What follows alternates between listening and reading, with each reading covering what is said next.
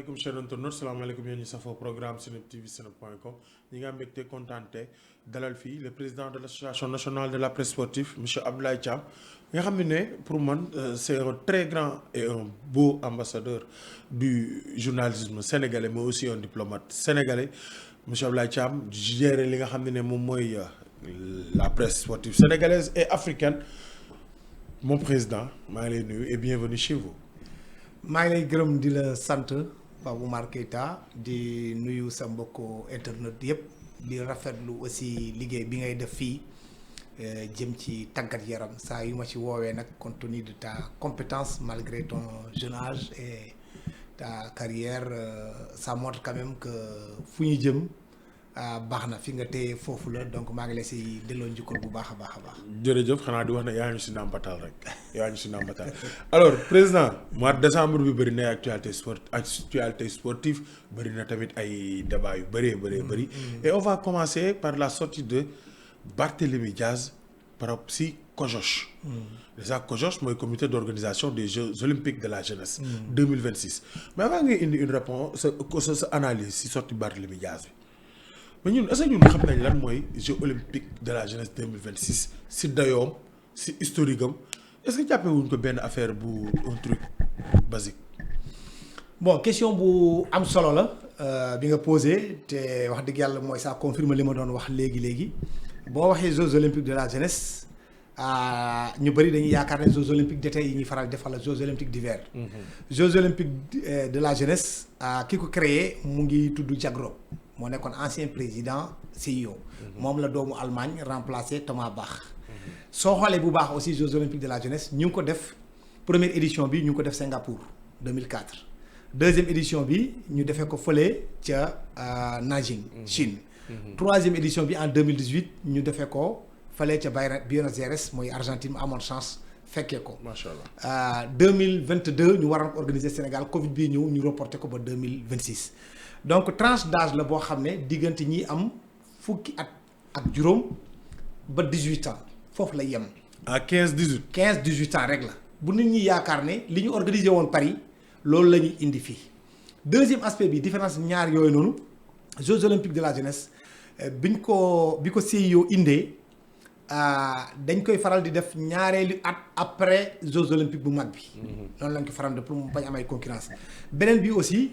Jeux olympiques de la jeunesse yemul rek ci sport kese dafa am sport am culture am éducation donc xale yi la ñuy ñël pour créer benn brassage. troisième aspect Jeux olympiques de la jeunesse boo ko nee da nga koy organiser tu pars di tubaab di woowee l'existant CIO day bañ nga def ay dépenses yu exorbitant da la koy tere da lay naan ñun dañu bëgg nga jël li nga am nga jéem ko réhabiliter jéem ko rafetal ñun ñu ñëw. donc on part de l'existant. quatrième aspect bi mooy ci wàllum anglais yi ñoo wax legacy ñun ñu naan héritage su Jeux olympiques de la jeunesse amee lan lay bàyyil ville boobu comme par exemple Dakar u tey jii lan la koy bàyyil loolu mooy objectif Jeux olympiques de la jeunesse ci bàyyi bi boo calculer bu baax tey jii am na solo trop moo tax comprendre lu ma xuloo bi am wala sax pour man ñàkk déggoo mu am diggante Barthélémy Diaz ak waa COJOS. lii yëpp nag li koy faral di indi communication rek la parce que déglu nañu Barthélémy Diaz ñun ay tas xibaar nañu ñu pare waa COJOS def conférence de presse samedi bii passé man demoon naa foofu pour déglu lu ñuy wax mais bi ma leen dégloo parce que dafa am écouter am entendre am comprendre amul benn bu ci bokk ak moromam li ma comprendre mooy problème de communication kese moo am Jeux olympiques de la jeunesse dafa am lu ñuy woowee les parties prenantes bi. État du Sénégal parce que Macky Sall moo joxe son accord d'ailleurs pour la première fois si ma mémoire est bonne que l'État du Sénégal un État joxe garantie am di signer des Jeux olympiques CIO ay mouvement sportif généralement dañuy jaloux de telle sorte que FIFA par exemple bu ñëwee fii fédération lay waxal CAF bu ñëwee fédération lay waxal CIO bu ñëwee COJOS lay waxal donc pour la première fois ñu gis ñu d'accord ci état bi ñoo participer ci yëf yi donc État du Sénégal le contrat d'hôte li ñuy nooyee contrat d'hôte État du Sénégal daf ko signé par l'intermédiaire de Matar Ba maa ngi doon wax léegi yàlla sutural na ma ba ma fekkee loolu Matar Ba moo ñëwoon représenté État du Sénégal Macky Sall dafa déplacé wu jógee Ndakaaru dem ba Buenos Aires Argentine ki nga xam ne moom mooy Soham Wardini moo nekkoon maire de Dakar fekkee na ko ak ki nga xam ne moom mooy Mamadou Diagne Ndiaye mu ñëw fekk à l'unanimité nag comité olympique mooy lu ñu woowee le saint des saints. mooy le comité exécutif. ñu décidé jox ko Sénégal au détriment du Botswana au détriment du Nigéria au détriment de la Tunisie Sénégal am ndam bu rëy lu tax ma ne ko ndam bu rëy la tey jii boo xoolee ci wàllum héritage bi rek laa lay wax. foofu laa d'accord par exemple ak Barthélémy Diaz booy wax héritage Jeux olympiques de la jeunesse da ngay xool stade Iba Mar Diop dañ ko ragé. dañu tabaxaat stade bi yëpp. boo xoolee maquette bi di nga gis athlétisme dina ci amaat piste. boo xoolee maquette bi di nga gis handball dina ci amaat un terrain fonctionnel. aux normes internationales. boo xoolee terrain handball boobu noonu mun nañ ko transformer aussi à un terrain boo xam ne mun na nekk boxe. boo xoolee judo ñu ngi leen di jëlee fële ci dojo national prévoir nañ leen foofu lenn loo xam ne presque 2000 places boo xam ne dañu fu mun a def judo. loolu suñ ko paree duñ ko yóbbu fenn fii lañ koy bàyyi. donc Ndakaaru lay nekk un deuxième chose. boo demee fële nga xam ne ca piscine olympique répondre woon norme gis na ko léegi bu ñu ñëwee dañuy def presque piscine yi nga xam ne dañ ko établir woon fële ca Paris. même piscine yooyu noonu. dëkk boo xam ne am na dëkku Malick Fall dëkk boo xam ne dëkku tey jii Mohamed Diop mooy président confédération africaine de natation te mu nekk fierté pour ñun ñëpp. wax dëgg yàlla dëkk boobu amee piscine bu mel noonu ñun dañuy naan gàcce ngalaama mais yemuñu foofu boo xooloon piscine olympique dafa amoon ay dortoir ay club yu bëri suñ ñëwoon fii sax dañu ñëw di dal foofu. léegi dañuy toj loolu yëpp ñu defaraat benn hôtel R+1 loolu aussi suñuy dem duñ ko toj duñ ko yàq dañuy restewaat fii Dakar. boo ñëwee ci wàll fu ñuy defee équitation. même chose boo demee Diamniadio c'est la même chose la ñuy def parce que université Amadou Mahtar Mbow moom mooy servir de village olympique mais les sports nautiques ñu ngi ko yóbbu Saly. donc pour man ville de Dakar ville de Saly. à ville de Diamniadio ñoom ñëpp dañu war a nekk des parties prenantes. plus le comité olympique plus l'État du Sénégal via le département des sports. donc ñoom ñëpp amul kenn ci ñoom koo xam ne moo tax may mettre le curseur sur la communication. normalement Barthélémy Diaz warul bañ a yëg dara ci lu ñu koy defal ci biir Dakar. d'ailleurs man mii nga xam ne journaliste laa rek xam naa par exemple am na ay 11 stades ay 11 terrains de proximité yoo xam ne ñu ngi ko war a installer ci environ 11 communes d'arrondissement de Dakar. boo xoolee Liberté am na ci boo xoolee je crois Sacré-Cœur am na ci boo xoolee Ngor defe naa am na ci terrain de football ak terrain de football mooy terrain de proximité yoo xam ne dañu leen permettre booy yi suñu buggee tàggat seen yaram ñu tàggat comme ñaari tel lu mu def. comme ñeneen ak ñeneen loolu tamit xam nga loolu baax na. ci développement réew loolu yëpp ci héritage bii la bokk. donc pour man dañu war a gën a ubbi wax yëf yi permettre ñoom ñëpp mairie Dakar normalement ci biir COJOS bi am na fa représentant. Diamniadio war na fa am représentant Saly war na fa am représentant am fédération yi aussi yi tàggat seen ay athlètes amul kenn ku war a toog tey jii di xaar ba journaliste wax ko dara au contraire ñoom ñoo war a informer les journalistes parce que ñoom ñëpp ce sont des parties prenantes c'est extrêmement important c'est pourquoi je me suis dit affaire bi ma dégg li Barthélémy Diaz wax tontu bi ma gis mi ma jëlee fële wax dëgg yàlla loolu réeroo amul ñàkk a waxtaan moo am nañu gën a huiler la communication du COJOS comme ça pour nous permettre Sénégalais yi comprendre d'abord lan mooy Jeux olympiques c'est extrêmement important pour notre pays dañu gagné Botswana gagné Nigéria gagné Tunisie rax ci dolli nag ñu ne l'Afrique accueille Dakar célèbre c'est extrêmement important pour suñu réew parce que tey jii man c'est pas du chauvinisme encore une fois li ma gis tey dafa mel ni suñu dëkk mu ngi transformé en hub sportif très honnêtement parce que su ma xoolee par exemple football bi ñëwaguñ ci football bi Sénégal di bokk ci compétition CAF yëpp 6 compétitions foot scolaire. U17 beach soccer football féminin équipe nationale A 6 compétitions yëpp ñu bokk ci te boo xoolee pourtant on a qu'un seul stade qui répond aux normes de la FIFA et aux exigences de la CAF benn stade boo demoon Maroc tey jii nga jommi pourtant lu ñu réaliser grand chelem la. donc benn moment aussi. ñun bu ñu tuutil suñu réew bu ñu tuutil lu ñu doon. c'est extrêmement important ce que nos dirigeants sont en train de réaliser. ce sont des champions que ça soit Mamadou Diagne Ndiaye que ça soit le comité exécutif de la fédération sénégalaise de football ñoom ñëpp tey jii dañu war a continuer di leen pousser pour aller de l'avant. on a réalisé par exemple en termes de football en 365 jours man dama koy faral di wax du chauvinisme du question. être pro Senghor wala ceci ou cela ce sont des faits chez nous nag les journalistes Hubert Bov-Meury moo ko doon wax les faits sont sacrés le commentaire est libre moi je ne commente pas je reste sur les faits faits yi moo am solo les faits sont un dogme comme disait mon professeur de rajo Mbaye Sidi Mbaye. mais par exemple kilifa yi nekk CIO. ñu ne ñii de à 2 ans ñu war a accueillir JO de la jeunesse. ñuy wane ay yenn signes yi. est-ce que xel dina dal est-ce que tamit le Sénégal ne gagnerait pas que Barthélémy Diaz entre parenthèses mairie de Dakar Mamadou Diagne Ndiaye entre parenthèses le JO de J 2026 ñu fumer le calumet de la paix pour bañ a indi benn doute sur le fonctionnement. en tout cas man coow fépp fu mu mënta jógee ku ci tort ku ci raison ku ci am dëgg ku ci amul dëgg coow baaxul ci dara. coow baaxul ci dara particulièrement pour nous les Sénégalais man yàgg naa ko wax sax ci football. Camerounais laa gis mu dugg ci biir terrain balaa muy dugg ci biir terrain mu toog di xuloo prime ba 5 heures du matin. 17 heures mu dugg ci terrain bi mu gagné la. Sénégalais coow bu ndaw bu amee c'est un fiasco seetlu loolu bu baax. Camerounais équipe nationale Cameroun joueurs yi mun nañu xuloo prime ba 16 heures 17 heures 18 heures match bi am 22 heures ñu dugg ci terrain bi ñu gagné la ñoom déjà ça fait partie de leur ADN ñun xamuñu loolu. coow lu bëri moo tax ma ne léegi-léegi parce que man dans la communication de Barthélémy Diaz du tey jii la première fois laa koy dégg. man maa ko dégg muy naan muy woowee Diagne son tonton. donc li mu sekk ak Diagne ça dépasse moi. ça dépasse toi ça dépasse ñu ñëpp. dafa wax na ba wax ne les relations que Diagne entretient avec son propre père donc loolu foofu noonu c'est devenu des relations presque familiales ñoom ñoo xam donc loolu c'est pas benn affaire bu ndaw nekk communication la communication bi rek moo iwlewulu donc beneen aspect bi aussi peut-être que foofu la réeroo bi am et man je crois aussi c'est pourquoi je parle de communication boo xoolee Jeux olympiques ñu bëri ñu ngi wax waxu xaalis mais aussi baax na gars yi wax budget Jeux olympiques naka la. parce que boo xoolee budget bi c'est réparti en 3 parties presque 60% du budget CIO moo koy gérer. CIO nag ce sont pas des enfants de cœur ah. CIO du ñu xool Mamadou Diagne Ndiaye neex nañu Ibrahima Wade neex na ma Louis Lamone neex na ma Barthélémy Diaz neex na ma Ousmane Sonko me plaît ou bien madame Khady Gueye non c'est pas leur problème. ils restent sur ce qu'ils vous ont dit il y a un cahier de charge. képp kuy athlète ku fi dugg. ñoom ñoo lay jox seen billet duñ jaar fenn ñoom ñooy choisir seen agence ñoom ñoo lay composter sa billet nga dem.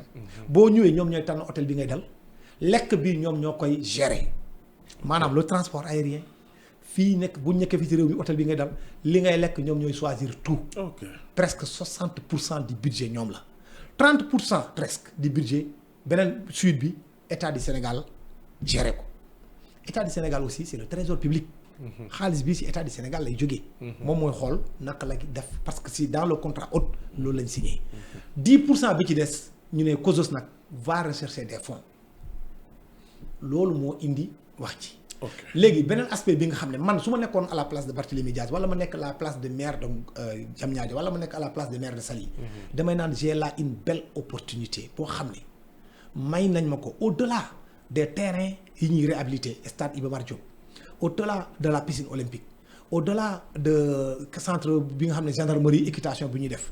dinaa fexe aussi man ma retrouver des ressources additionnelles à côté. qui vont me permettre. ma gën a jaay sama ville. ma gën a am ay d'autres partenaires du public ou du privé ma indi ma yokk ko ci li nga xam ne dañ ma koy nar a jox mooy maanaam les terrains de proximité ak yooyu man ma yokk ci leneen. loolu il faut faire preuve d'ingéniosité d'entre-gens pour pouvoir capter ces fonds-là. foofu nag laa léegi parce que erreur yi gars yi di def yëpp. gars yi dañuy jaawale par exemple Anne Hidalgo c'était basé parce que ci biir discours bi man dem dégg Mamadou Diagne Ndiaye il a parlé de Solideo.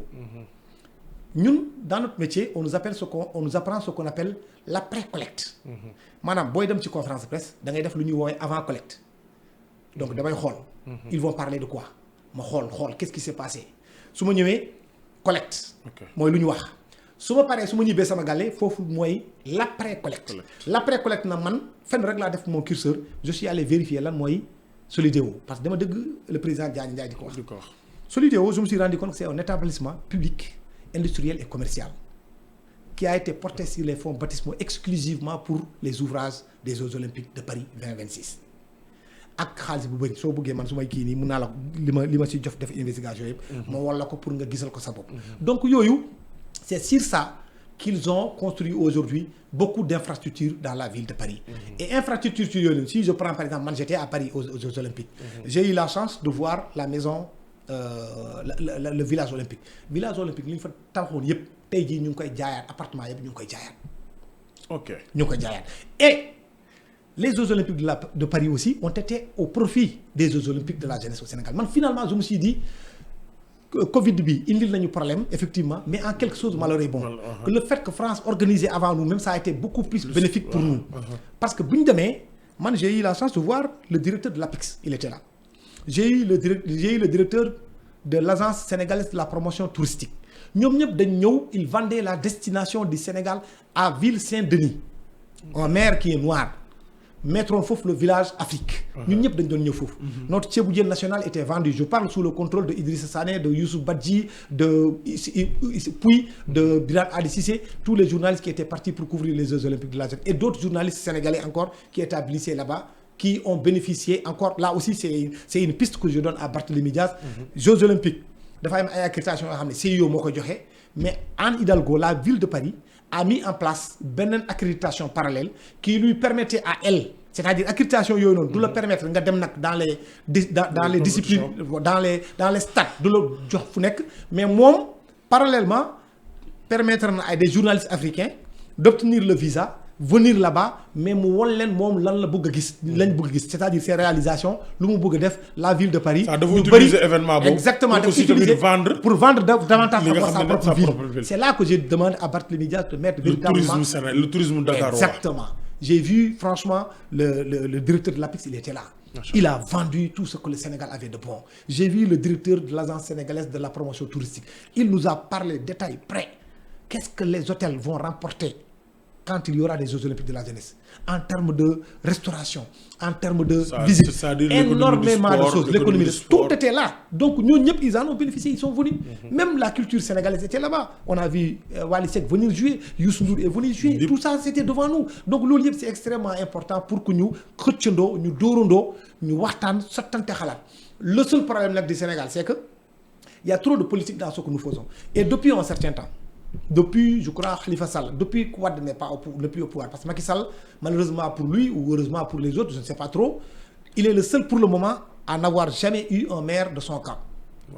Parce que Khalifa Sall a été première fois bi oui mais après ils ont eu des problèmes parce que le gars avait des ambitions mais depuis lors il n'y a pas un seul maire de l'APR qui a eu à diriger la ville de Dakar et loolu day indi ay problèmes à chaque fois que le maire sort des choses bëgg def benn affaire si tu n'es pas au pouvoir ñeneen ñi dañ koy bloquer Khalifa a été bloqué sur beaucoup de projets aujourd'hui encore je sais pas si c'est malheureusement ou heureusement en tout cas c'est la démocratie s'il décide de mettre un opposant pas un gars de Pastef tant pis si c'est la volonté populaire mais moi en tant que journaliste le constat que j'ai fait à chaque fois que le maire n'est pas du même parti qui est au pouvoir les gens ont des difficultés pour pouvoir faire beaucoup de choses au niveau de la ville.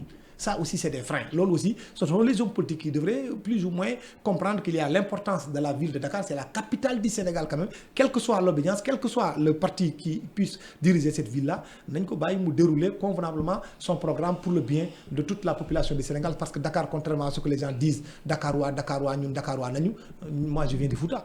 mais kan moo ma gën a nekk Dakar wa. non booy taawul nga. mais yow dëgg rek depuis que j'ai le bac je suis à Dakar. jeex na donc toute ma vie aujourd'hui plus de 35 ans je suis à Dakar donc mu ngi noonu.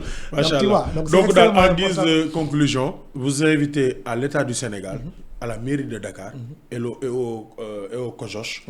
d'activer le hashtag Manko wuti ndam li. Absolument, ce serait extrêmement important et surtout que lui la mode est un des précurseurs de Manko wuti ndam li. Aujourd'hui, il est avec le COJOS, il va falloir qu'il utilise ça pour pousser tout le monde. C'est extrêmement important pour qu'on fédère nos forces parce que quand même on a un pays extraordinaire. On a de très grands dirigeants. Il faut en être fier.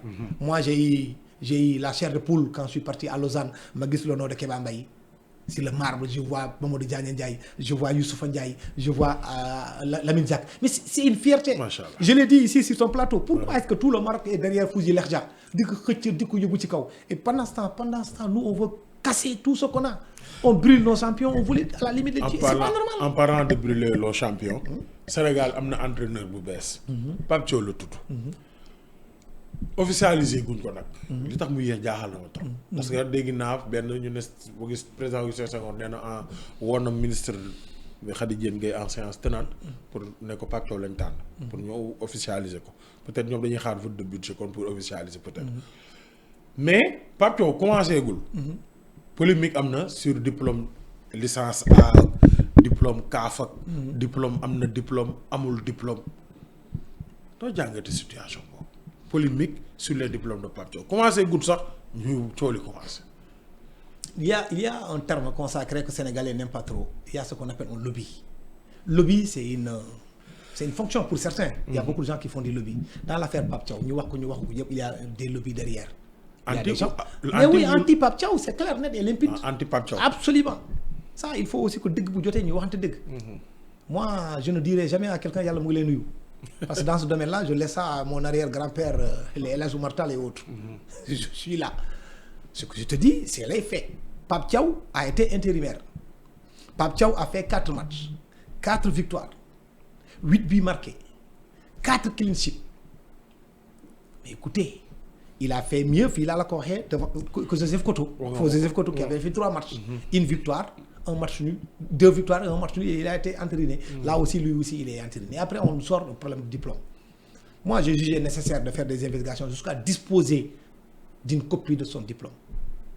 Et je l'ai publié aujourd'hui dans le journal Sud Quotidien. J'ai vu. Il dispose de diplôme de CAF A. Il y a CAF A, il y a CAF Pro. Donc, il y avait 4 critères. Le premier critère, on a dit d'abord connaissance du football, disposer d'abord d'un diplôme de CAF A ou CAF Pro. Il ne faut pas que les gens nous amènent ici à UEFA, Folé, à Guyonon. CAF A, CAF Pro. Il a diplôme CAF A.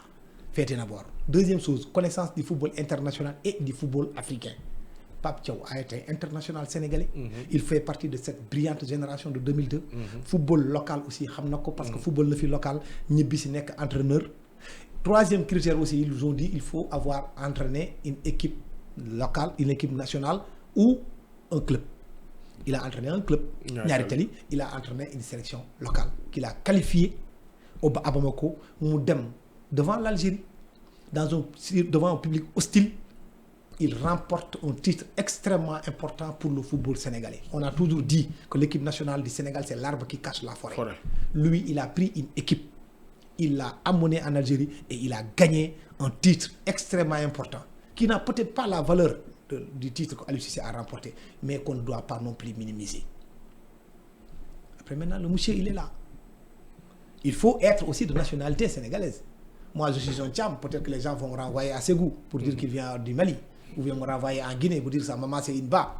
Il faut le renvoyer là-bas parce que c'est un pays, même si tu as des noms de consonance tel, on te demande ta nationalité, la nationalité de ton grand-père. Tidjane Thiam, en Côte d'Ivoire. Exactement, parce que voilà, Tidjane Thiam. Je n'ose pas espérer qu'on va venir cette histoire d'ivoirité là, on amène ici une sénégalité chez nous. Mais quand même, Pape Thiaw, c'est un Sénégalais bon temps. Donc tous les critères, il les remplit. Ils sont partis en comité exécutif, l'instance exécutive. Elle a décidé à l'unanimité, moins 2. Et parce que dans le période de il y avait 2 qui n'étaient pas contre, qui n'étaient pas opposés à ce que ça soit Pape Thiaw, mais ces 2-là avaient juste demandé à ce qu'on continue les discussions jusqu'au mois de janvier. Mais quand même, ce qui est sorti de la bouche de Seydou Sané, qui est le porte-parole de la Fédération sénégalaise de football, c'est qu'à l'unanimité, ils ont décidé de choisir Pape Thiaw.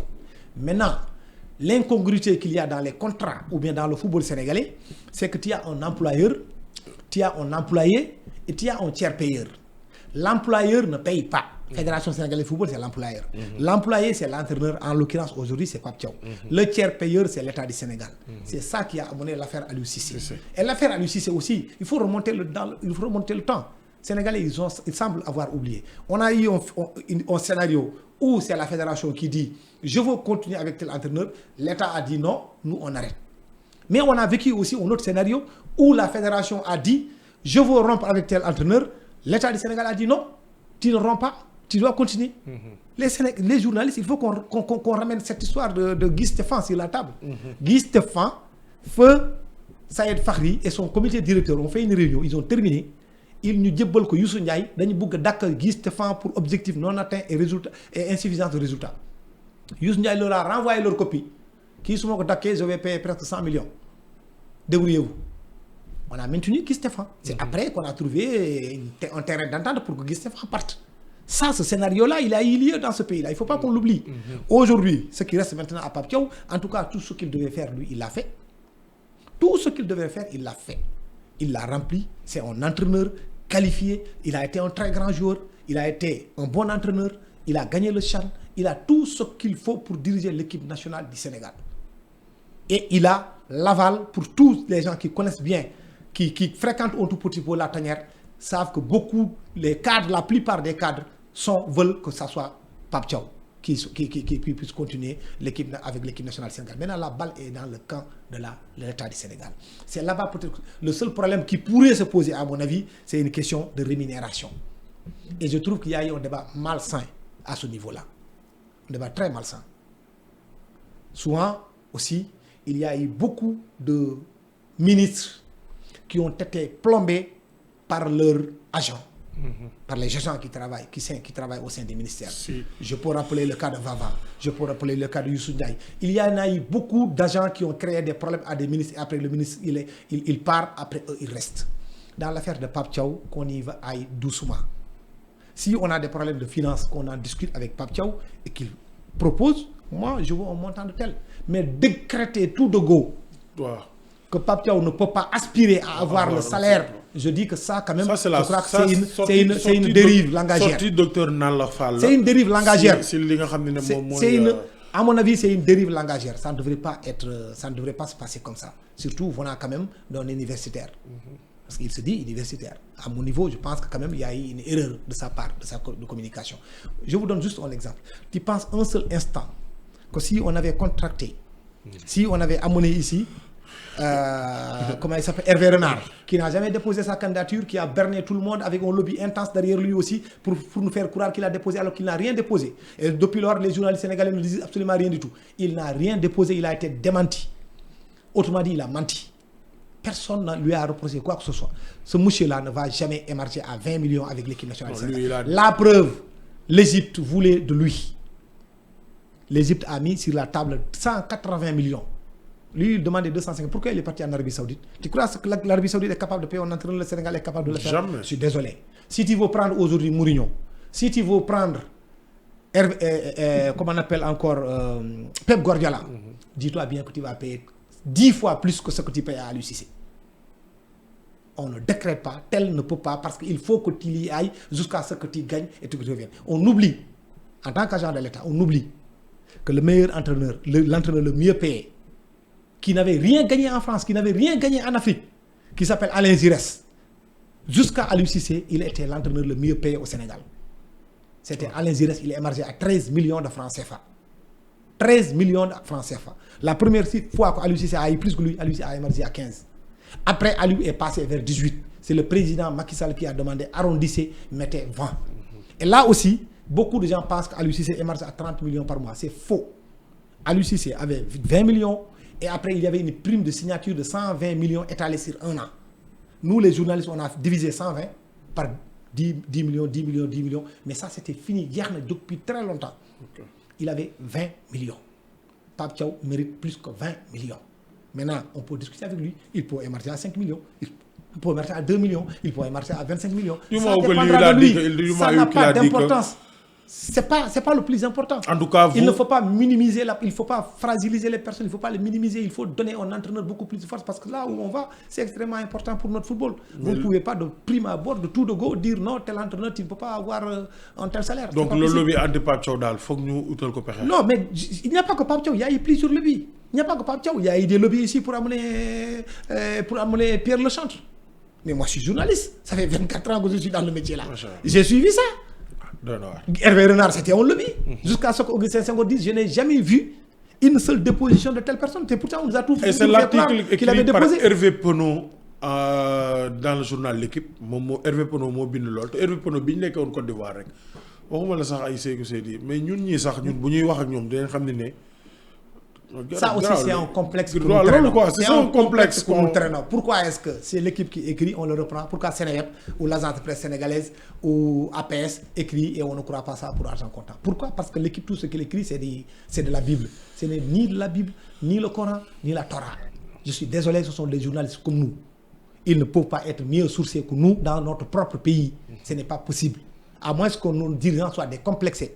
préféré aller parler à des blancs qu'à parler avec Cheikh Oumar Keïta, parler avec Bakary Cissé, ou bien aller parler avec Birane Adi Cissé, ou je sais pas moi, je peux citer Mouar Bassine ou quelqu'un d'autre. Je préfère ça. Moi, mon premier problème que j'ai avec Aliou Cissé, c'était ça. Au retour de la CAN. J'ai pas du tout apprécié qu'Aliou Cissé, au retour de la CAN, et après, il ne parle pas à la presse sénégalaise, il parle à l'équipe. Moi, dans mon propre journal, j'étais obligé d'utiliser ma carte et de récupérer cet article qui est paru dans l'équipe pour pouvoir informer mon public. Je ne demande pas de venir à parler à Sud, mais il aurait dû parler à la presse. Il aurait dû parler au Soleil. Je reprends. Parce que je sais très bien que Didier Deschamps ne va jamais accorder une exclusivité au Soleil. Ni à la presse pour parler du football français. Je suis désolé. Ce n'est pas du racisme, ce n'est pas du chauvinisme. C'est la vérité des faits. Et ce Aliou-là, aujourd'hui, c'est une fierté de tout un continent. Beaucoup de pays africains, aujourd'hui, ont arrêté l'hémorragie grâce aux performances de Aliou Cissé. Voilà. Et mettre en valeur le made in de leur pays. Exactement. Alors, bu ñu jógee si Pape Thiaw ñu ñëw suñu football local bi. Le Sénégal se qualifie na au CHAN. mu nekk benn plus-value bu muy indi suñu équipe bi. parce que je rappelle que 11 partants wu CHAN bi Pape Thiaw gagné. ñoom ñëpp signé nañ. donc néewuñu dans le haut niveau. mais ñoom ñëpp daal génn nañ Sénégal. loolu moom nouvelle bu baax la. ñàkk deux rescapés. Pape Abdoulaye Dieng ak Serigne Mokhtar Koïta. de Jaraaf et Pape Abdoulaye Dieng l'ex-portier de Dakar Sacré-Cœur qui actuellement qui est à la Linguère de Saint-Louis. ban plus-value le dem CHAN di apporter le football local. mais tontu nga sa bopp dans ta question ñoom ñëpp dem nañu nga wax. waaw dafa mel ni rek ce que l'ANPS organise. L'ANPS n'a jamais décerné un titre à un joueur local. l'année suivante mu toog fi. dëgg la même le gardien est parti. C'est plus que valorisant d'aller dans des compétitions pareilles ñu gis la parce que tous les projecteurs de l'Afrique sont braqués sur toi. Que ça soit nos U17, que ça soit nos U20, que ça soit l'équipe nationale locale. C'est dit pareil au même. C'est une très grosse vitrine, c'est un tremplin. Et période boobu aussi, tous les chasseurs de bons joueurs débarquent au niveau de ces pays-là pour pouvoir dénicher un Lionel Messi, un Cristiano Ronaldo, un Kalidou Koulibaly, un Sadio Mané. C'est extrêmement important pour notre pays. C'est pourquoi je disais tout à l'heure, on a toujours, nous, journalistes, disent que l'équipe nationale du Sénégal, tous les détracteurs de la Fédération sénégalaise de football ont toujours dit que c'est l'équipe nationale du Sénégal et l'arbre qui cache la forêt. Et aujourd'hui, on devrait tirer le chapeau à la direction technique nationale, Mayacine Mar, qui reçoit aussi des vertes et pas du tout mûres. Et pourtant, c'est un très grand cadre. Reconnu par la FIFA, reconnu par la CAF. Mais on est dans un pays, comme les gens n'aiment pas les champions. Nous, nos champions, on les brûle. Pendant ce temps, les gars, les entraîneurs, même côté entraîneur, moi je l'ai dit, j'ai même écrit un article intitulé Le Sénégal, l'Allemagne de l'Afrique. Tu ne peux pas ne pas être fier qu'Amara Traoré quitte Dakar pour aller vendre ses talents au niveau de la Guinée. Tu ne peux pas ne pas être fier que Cheikh Gueye jóge Sénégal dem. Tu ne peux pas ne pas être fier que Gala même jóge fii dem ba Maroc. Youssou Dabo enchaîné 3 fois entraîneur du mois et des Lamine Ndiaye est au niveau de Tout-Puissant Mazembe. Pape Mbaye Leye, Sadio Demba, Pape Fall qui a montré tout ce qu'il fallait et revenir ici au Sénégal pour d'accompagner les jeunes. C'est ça, il faut un tout petit peu qu'on soit chauvin. Il faut qu'on soit chauvin un tout petit peu. On est en train de faire un travail extraordinaire à tout point de vue. Mais il ne faut pas être nihiliste. C'est une très grosse performance qui a été réalisée par la direction technique nationale. On va même vers les Jeux Olympiques. Les Jeux Olympiques, il n'y a pas de football à 11. Jeux 26. Non, amul loolu futsal moo am. moo tax gars yi anticipé. Mais mu ngi noonu. créer équipe nationale futsal. Mar aujourd'hui a fini son projet et il a obtenu un financement de la FIFA pour futsal. Donc c'est un pays boo xam ne boo xoolee pourtant comme ni mu la ko waxee woon benn stade fonctionnel la ñu am. demal Maroc ak rien que la ville de Marrakech. Rien que la ville de Marrakech. am nañu plus de 15 terrains de golf à 18 trous. Une seule ville. Le Sénégal, tout le Sénégal entier, on n'a qu'un seul terrain de golf à 18 trous. Je te dis, Marrakech, qu'est-ce. Le Maroc en 2022-2023 a organisé 62 matchs des équipes nationales en Afrique au sud du Sahara. Dès que jouer contre le Maroc, on va recevoir, tu n'as pas de stade, le Maroc te demande de venir chez lui, tu joues chez lui. C'est pourquoi là-bas, moi je le dis encore une fois, je ne sais pas si notre cher ami Dame Mbodj va nous entendre. Et même l'État du Sénégal. J'ai eu la chance même d'être reçu par le directeur de cabinet du ministre des Affaires étrangères. Je leur ai parlé du soft power. Le Qatar n'organise pas une Coupe du Monde en investissant 222 milliards de dollars pour gagner. C'est pour autre chose. L'Arabie Saoudite est en train de rey boppam dinañ organiser benn Coupe du Monde boo xam ne mosuñu ko gis ci àdduna. L'Arabie Saoudite ne gagnera rien du tout. Beneen affaire la ñuy wër. Aujourd'hui, la place de la Côte d'Ivoire, la place que la Côte d'Ivoire est en train de prendre au niveau de l'Afrique de l'Est. J'aurais bien aimé que ça soit mon propre pays. C'est à cause de ces infrastructures. Le Bénin joue en Côte d'Ivoire. La Guinée joue en Côte d'Ivoire. Le Burkina Faso, bu nekkuloon lu toj terrain bi keroog foofu lañ doon jouer ci.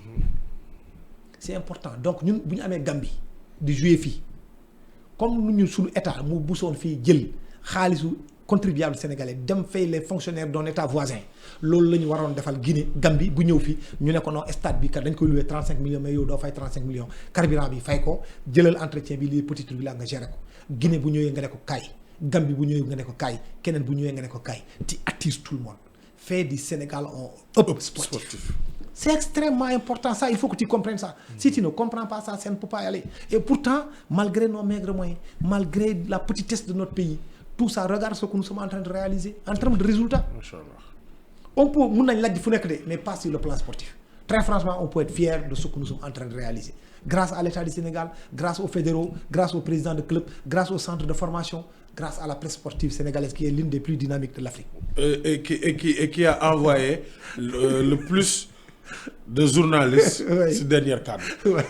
Donc, sinon, président, football local bi. nee nañ équipe A mooy laat ki lâche la forêt. demande nañ encore. ndax dinañ ko jël comme back to back bi mooy suñu souhait. mais dañoo am gan bu bees ci football local. amateur yu bëri. épousé wuñ ko. man dañ ma laaj sama point de vue. ma ne man fayuma salaire. président club yi. ñooy fay salaire. xaw ma lan lañ leen dee. ba kaasuñu. kon man su ma kaasee. te fayuma salaire day xaw a metti. PPV c'est une bonne nouvelle pour le football sénégalais. local wala PPV la ligue a mis charrue bi avant ba fii. Je retiens plutôt la deuxième analyse parce que tu sais dafa mel ni rek tout ça c'est des erreurs à mon avis. Moi je l'ai dit à Pape Marlo je lui ai dit sama grand la c'est un homme très compétent gis nga gars yi dañuy ngañ yu bëri waa nawetaan mais demal waa nawetaan essayer parce que man je refuse toujours que les gens di ma ne tëll rek ma ne dem na non da ngay dem ba nawetaan nga xool les gens qui composent les nawetaan nga gis Pape Marlo son cursus nga gis Abdoulaye Cissé Bayla Bass nga gis gars yëpp seen cursus nga xool tu verras que c'est des cadres Ousmane Thiané Sarr ak ñeneen ak ñeneen. Je lui ai dit carrément les yeux dans les yeux ça ce n'est pas une bonne idée lu baaxul nag vous pouvez rectifier c'était une initiative qu'ils ont prise mais bu baaxul te rectifier aujourd'hui le Sénégal les Sénégalais kenn du jënd pour regarder un match pendant 90 minutes nga jënd ci excuse-moi ci opérateur n'importe lequel pour téye sa kii di nga naan da nga koy seetaan ku koy def lamb ji moo gën extraordinaire mais rare mooy ñu koy def man du ma ko def quelqu'un d'autre ne le fera pas sauf des gens qui ont ADSL c'est bon may lan ADSL ça qui ont fibre optique chez eux nga xam ne tu peux le partager à outrance. Non c'est un mais su fekkee mais léegi le problème c'est que les choses ils avancent man depuis combien de temps je me mets pas devant une télévision pour regarder quoi que ce soit la télévision elle est là maintenant la télévision elle est là. Elle est devenue comme ça miniaturisée. amatul kenn kuy xëccoo place ni télévision yi non da ngay toog seen gàlle sax tu demandes tu ne parles pas à ton épouse tu ne parles pas à ton fils tu ne parles pas à ta fille kenn du wax ak kenn ku nekk mu yore téléphone am. tout est là. tout est là de. il faut que les gens le comprennent. donc dañ nekk ci dëkk boo xam ne aussi taux de pénétration bi tolluwul foofu ba ñu naan parce que li ma ci xaw a ŋaññi tuuti rek c'est que football sénégalais football local bi dafa décollé woon. bu commencé woon décollé il suffit tout simplement d'aller tous les week-ends dans les stades tu vois surtout dans les régions encore une fois. mais ça est en train de revivre on ne peut pas yeewu benn matin nga ne da nga koy non non non ça ne marche pas c'est pas une bonne idée je suis désolé de le dire c'est pas une bonne idée malheureusement nag je comprends aussi Djibril Wade parce que quand même on est dans un pays où tout est introverti parce que le football aussi à part en Allemagne bien sûr il n'y a que 4 rentrées de fonds il y a que la télévision d'abord Angleterre su leen neexee seen club yi mun nañ toog 10 ans duñu gagner Ligue des Champions il n'y aura jamais faillite parce que nga dem Real de Madrid bu toogee ñeenti at yu tegloo juróomi at gañewul Ligue des Champions faillite am na. Angleterre même le dernier payé le dernier il reçoit énormément d'argent droit de télévision yi la ñuy am. Deuxième rentrée d'argent c'est le sponsoring. Troisième rentrée d'argent c'est les collectivités locales yaa ngi doon wax léegi Dakar lu ñuy coow ci Dakar yépp son budget c'est 40 milliards. Que vaut 40 milliards dans son football? Rien. Moi, ma mairie de Matam ne va pas mettre 50 millions sur Nafoore ou je ne sais pas moi, ou Kaoral Matam ou quoi que ce soit. C'est pas possible. On n'a pas ces moyens-là. On n'a pas les moyens de nos ambitions. Donc, si tu comprends, pas de télévision, pas de sponsor, pas de collectivité locale, la billetterie. Donc, ça, c'est un problème. Si on a un problème bonheur, il faut qu'on essaie de mettre des... Moi, nous sommes inventifs un tout petit peu.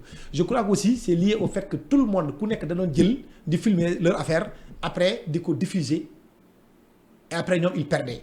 Mais là, tu peux mettre un terme là-dessus, parce que Facebook aussi n'appartient pas au Sénégal. Il suffit de faire des contestations, ça arrête. YouTube, la CAF et la FIFA, amul kenn kuy dof-doflu. Waxuma la fii, waxuma la Europe, waxuma la Amérique. YouTube. Les matchs de la CAF. nga naan da nga koy diffuser ci sa YouTube. wala FIFA. boo ko defee dootoo ko defati dañ la koy couper. il disparaît.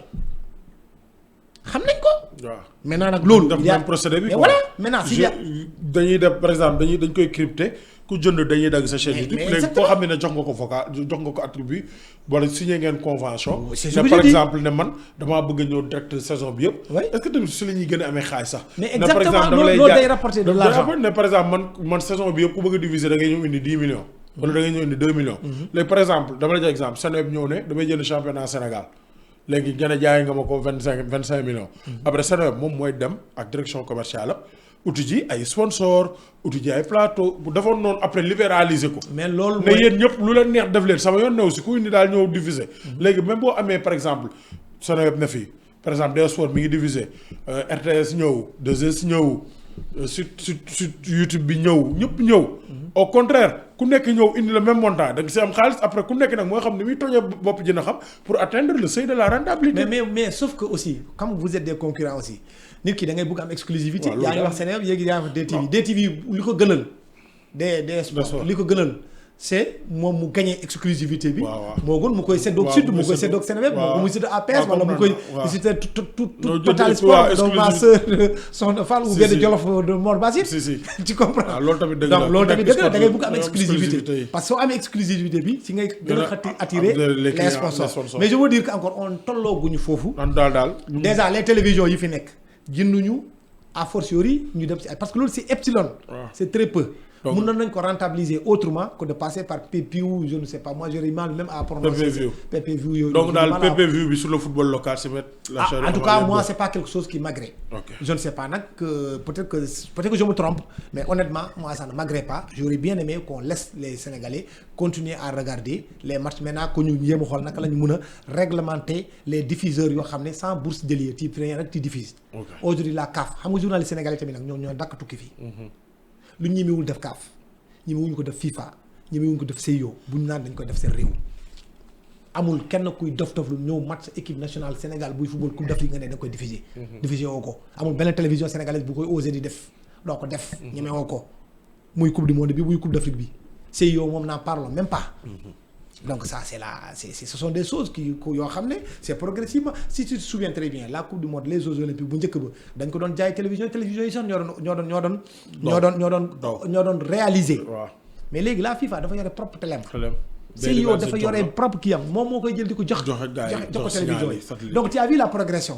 mais c'est comme ça ñun aussi tollooguñu foofu la fédération sénégalaise de football elle devrait disposer elle aussi aujourd'hui d'une très grande direction de communication merci d'avoir dit merci mais nag on a pour man match Sénégal bi CHAN bi comme huis clos la. Sénégal bi ñuy qualifié 3-0. match bi comme huis clos la affaire bi dooy affiche Instagram ak ay kii non. non mais y a pas eu quand même une bonne communication sur ce match ça c'est un. Deuxièmement c'est loin le stade là aussi c'est loin. Troisièmement il y a beaucoup de choses yoo xam ne qu'il faut régler par rapport à ce stade là parce que quand même regarder un match de football à 35 kilomètres c'est pas loin. 35 kilomètres kese la. mais problème bi mooy pour nga egg Diamniadio mais c'est la croix et la bannière. loo daw ci autoroute bi boo ñëwee ci Bortel bi nga tourné tu risques de rater toute une mi-temps donc ça aussi c'est un gros problème benn porte rek nga mën a am booy génn aussi benn porte rek nga mën a jaare ça ce sont des choses qu'il va falloir revoir. On est à 6 mois des élections de la Fédération sénégalaise de football. Augustin ndax day doon candidat wala du doon candidat. Mais comme li nga wax sànq les lobbies commencent à se former. lobbying baa ngi commencé daal. yaa ngi dégg coow gauche di dégg coow droite. di dégg coow gauche di dégg coow droite. Augustin day doon du doon diw xeex na ak diw tey nga dégg ñu ne Ablaye Seydou Sow mi ngi organiser ay réunion barki démb dégg naa ñu naan moom ak le président de jamono bu de Fatick Mame Adama Gueye ci jote nañ xaw ma ndax dëgg la wala déet mais pourquoi est-ce que amoo impression que ni ñu ngi dem si benn si benn élection présidentielle fédération bu passionnant mais bu nar a bëri ay désaccord wala désamour. non man d'abord la première des choses les lobbies moi je suis totalement d'accord.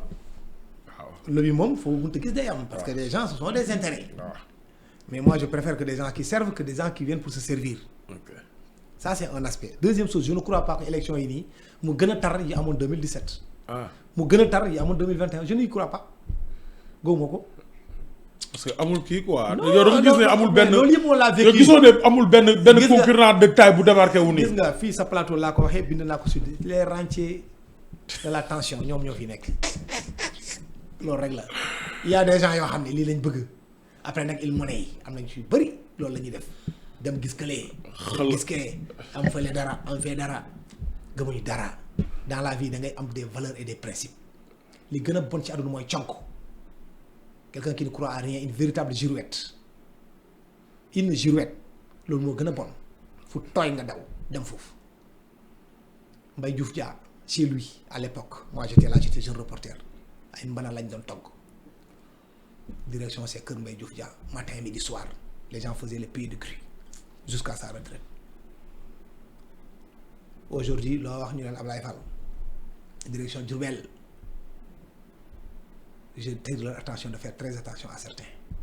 Moi, ça fait 20 ans que je connais Augustin Senghor. Moi, je ne tronquerai jamais une amitié contre une autre. J'ai horreur des gens qui ont des relations tarifées. Tarifées. relation tarifées. tubaab la. te xam naa ne que tubaab la kay c'est que ni ko waxee moo sari affaire relation tarifée. Exactement des relations tarifées. nit da ngay gëm dara. nit da ngay ñëw pour servir le football. et si dëkk bi fii. Très franchement, même le comité exécutif du Sénégal, moi je ne travaille pas pour la fédération, mais très franchement, tous les gens qui gravitent autour du football sénégalais. Et si jamais, vous n'avez pas fait di xiro di xëccio di ngaayo di reyante seen biir bañu wàcc le manko bi tax en 57 ans de symphonie inachevée de crise à n'en plus finir. On réussit le 6 février 2022 à toucher le Graal. Nous bañ a oublier le 7 quand les Lions sont arrivés à Dakar. Moi j'ai vécu 3 alternances. Comme la plupart des jeunes de ma génération, des gens de ma génération. En 2000, dama ñibbi ba Fouta. Peut-être que les gens semblent l'avoir oublié. Deuxième tour bi ak Tabaski Sorantour. Dañ jógee waat bu Fouta, on s'est débrouillé pour revenir voter. J'étais encore à l'université pour la première alternance. La deuxième, l'alternance s'est produite devant... J'étais déjà reporter sur le terrain, j'étais à Ourossogui. Comme reporter. Envoyé spécial de Sud. La troisième, je suis directeur de publication de Sud. Ça s'est produit dans mon pays. 3 faits historiques extrêmement importants pour notre pays. Sauf, ce que j'ai constaté, il y avait des heureux, il y avait des gens qui étaient malheureux. En 2000, dama dem ba maison du parti. Ma fekk foo ñoom Ousmane ma fekk foo ñoom Khalifa Sall et autres j'ai vu leur visage je revois ça encore en 2000 j'ai vu en 2012 j'ai vu un camp de Macky Sall qui explosait de joie j'ai vu l'autre camp bii aussi j'ai vu ce camp j'ai vu l'autre camp mais le 7 février 2022 personne ne peut expliquer ce qui s'est passé dans ce pays là et loolu kenn mënu ko quantifier du xaalis du parti du dara et ça c'est le football qui nous l'a donné. Il ne faudrait pas que ñu wàcc manko bi ils n'ont qu'à se tirer, faire ce qu'ils veulent. Mais à un certain moment donné, qu'ils s'asseyent autour d'une table, qu'ils discutent. Qu'ils prennent un parmi eux qui est capable de mener le bateau à bon port.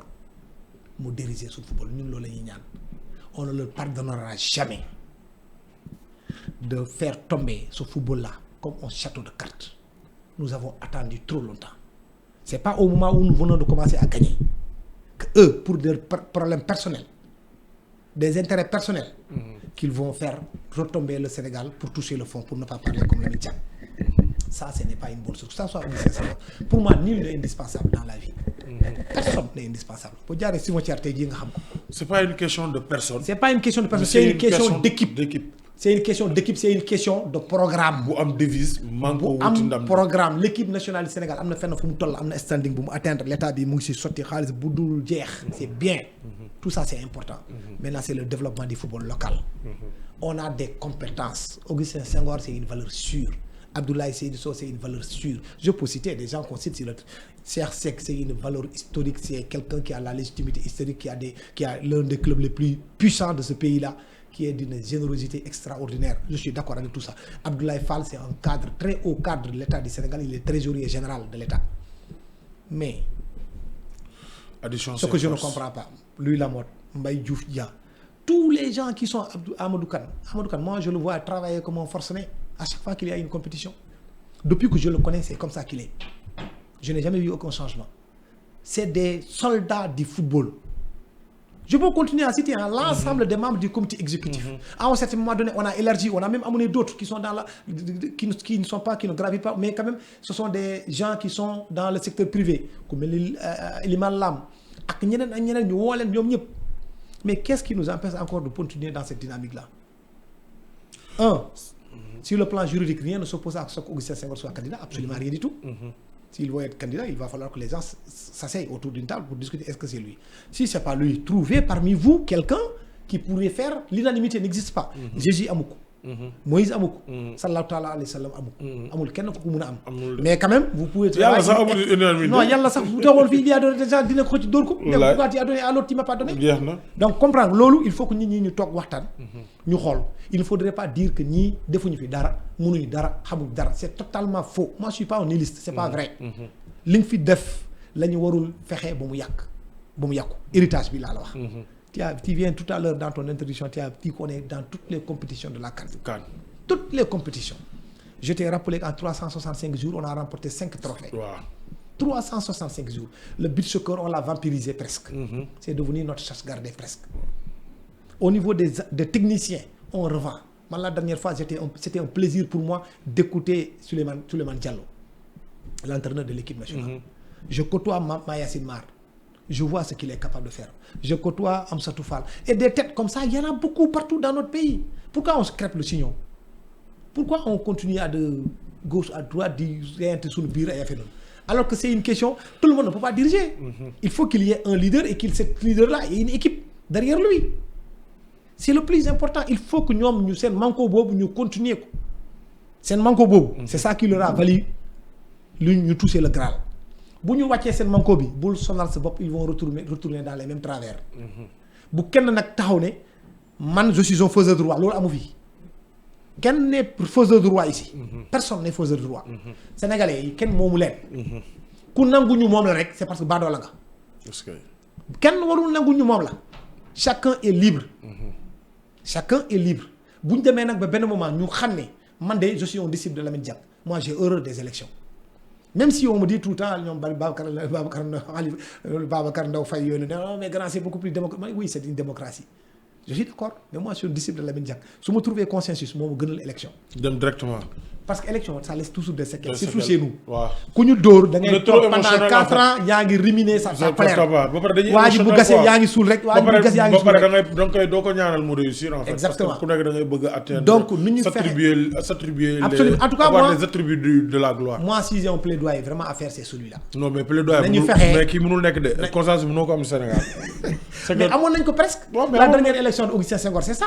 Bon, il y a Madi Touré qui était là. Mais quand même, il y a un large consensus. Madi, quand il l'aime pas, il est resté droit dans ses bottes. te déggoo ko man de. Non, il est resté droit dans ses bottes. Mais je me souviens très bien, Augustin Senghor lui avait demandé de venir travailler avec lui. Il a dit non, mais aujourd'hui, il n'y a pas comme a dit, tu vas d'autres. Il y a les maîtres camarades, on a vraiment des compétences. Beaucoup de gens sont là. Mais si nous avons un manque, en tout cas, le débat, c'est ce que nous avons. Si nous avons ils n'ont qu'à aller aux élections et après ils verront. Il y a le coup borom dox 2025 parce qu'on est dans tous les tableaux et je pense que ce serait dommage que nous en tout cas, il y a 6 tableaux. Il y a en tout cas, ça a été un plaisir d'avoir échangé avec vous. C'était trop riche. On a parlé de Kojosh, on a parlé de Papcho, on a parlé de football local. Et on a terminé avec l'avenir de notre football local, c'est-à-dire l'avenir des personnes et du COMEX. Et vous prenez pour un manko Woutindamli. Ah oui, Woutindamli. Additionné par l'addition de toutes les forces. Oui. Toutes les forces autant de vives. De toutes les forces vives. Franchement. Ouais. C'est très difficile à obtenir, mais si on a un large consensus autour d'un projet, pas autour d'une personne, autour d'un projet. Moi, manko wuti ndam yi. Projet bu baax boo xam day sukkali financement football bu Sénégal yëkkati club bi faciliter aussi parce que les présidents de clubs sont fatigués, ils ne tirent pas la queue du diable, hein. Ils cherchent la queue du diable pour la tirer. Mais tamit État du Sénégal. Non, État du Sénégal, moi je me souviens, je n'ai même pas compris pourquoi la fédération ne l'a pas fait parce que le chef de l'État, l'ancien président de la République Macky Sall, bi ñu dellu si waatee. loolu kiiwul loolu. wax ko ba pare CAN U20 bala. mais invité woon naa fi pas Momar Lo. mais il leur a dit ça non kii Ablaye Gueye ñoom ñu ne ligue bi dañoo soxla 5 milliards sur 2 ans. mais il faut que ñu 2 bind ko milliards sur 5 ans. mais loolu c'est pas de l'argent. après ñu ne demoon nañ Saly dem ko ba jox Augustin transfert de Kol Matar Ba loolu kay dañu war a indiwaat question boobu moom loolu dinaa ko waraat lien bi yónnee la ko. mais yooyu loolu maa ko interroger stade Iba Mar Diop mooy di Jaraaf ak Gorée bi ñuy def 3-3 premier mi-temps Guédiawaye moo mëne woon 3-0 deuxième mi-temps Jaraaf ñëwaat 3-3 maa interroger Augustin wax ko président Macky Sall bi ñuy recevoir U20 yi avec Lamine Camara comme meilleur joueur mu relancé waat ko. loolu dañ ko war a indiwaat. waaw loolu dañ ko war a indiwaat dañ ko war a indiwaat deuxièmement aussi dañu war a xoolaat la prolifération des clubs. Ça aussi c'est un gros problème parce que la dernière fois tu as vu bu ñu demee à Guerrero ñuy waxtaan tout le monde a renouvelé sur Dakar. Senghor même avait émis une idée, est-ce qu'il ne faudrait pas scinder Dakar en 3 pôles? Mais Dakar, il y a Dakar 2. Mais là, c'est compliqué parce qu'aujourd'hui, moi je viens de recevoir le budget de la Fédération ivoirienne de football. Je vois les sponsors, les subventions, club. Mais parce qu'ils ne sont pas nombreux. Voilà. Mais finalement, mais c'est incroyable. Tu as l'impression que les clubs sont devenus aujourd'hui comme les récipicés des partis politiques. Non, la plupart des partis politiques au Sénégal, c'est des meilleurs porteurs. Hein? Ouais. Tu crées ce parti politique, tu t'enfermes dans la chambre. Après, tu as un bureau politique réuni à décider. Alors que tu as avec ta femme, tu écris et après tu balances ça aux médias. Après, tu as Amadou Mokhtar Mbow, l'a interrogé.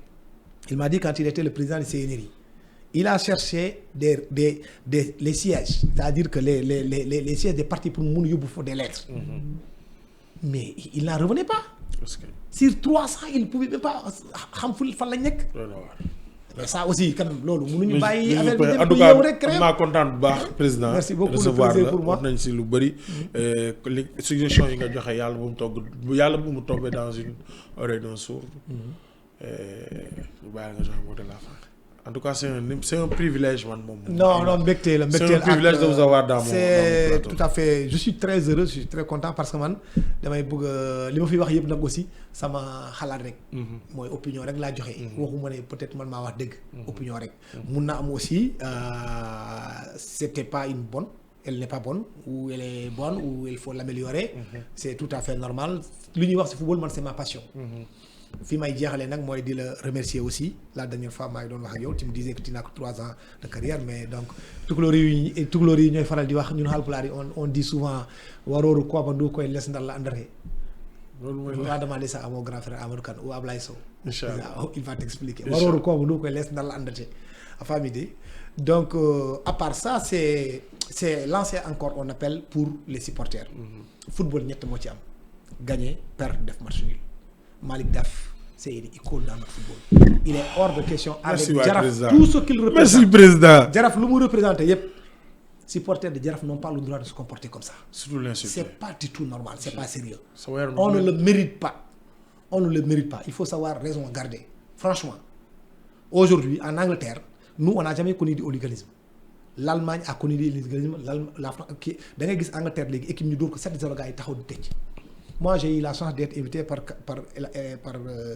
Sadio Mané ma dem seetaani la finale de la Ligue des Champions Bayern Liverpool contre à Paris. Mais je vous assure la chanson des Beatles là You Never Walk Alone. boo déggee les gars là di ko kii tal nga leneen chair de poule ngay am. naan da ngay même bu dañ leen dóor ce jour là on les a battus. Et Gérard foofu la ay jeexalee. si tu te souviens Stéphane Gérard en 2005 la finale contre le Milan AC. remontada 3-3. il dit on nous a mené 3-0 à la mi-temps deuxième mi-temps ma ñu dugg ci kii terrain bi on entend les supporters en train de chanter cette chanson là. Vous ne serez jamais seul. Un supporter, c'est ça qu'on attend de toi. C'est un support. Parce qu'après tout, Mali, qu'est-ce qu'il n'a pas gagné? Est-ce que ce gars-là, il mérite ça? C'est pas normal. Cheikh Seck, le Jaraaf de Dakar, c'est l'un des clubs qui n'est jamais descendu en deuxième division, qui a eu de très grands dirigeants, Lamine Diack, Maguette Diack, et ainsi de suite. Une très grande personnalité, un club de la capitale du Sénégal. Vous n'avez pas le droit. Si ce sont des pseudo-supporters, il faut les extirper. Il faut qu'on arrive à un moment donné, man sama doom bu am 5 ans, moi yóbbu ko stade. C'est ça. Si on ne fait pas ça, c'est parce qu'on n'a absolument rien compris. Voilà. En tout cas, merci beaucoup. Di leen jox dig daje incha allah rabbi si beneen entretien incha allah jërë ngeen jëf. Jërëjëf.